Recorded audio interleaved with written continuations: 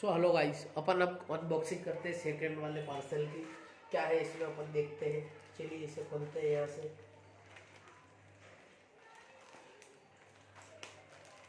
क्या है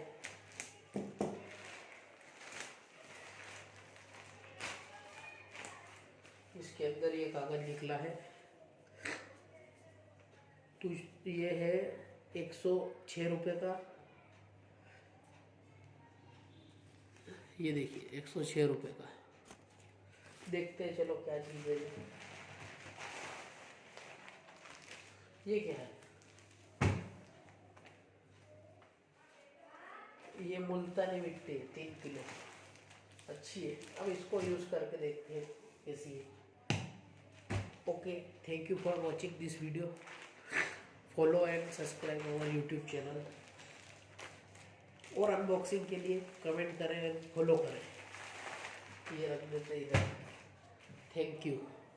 like share subscribe follow.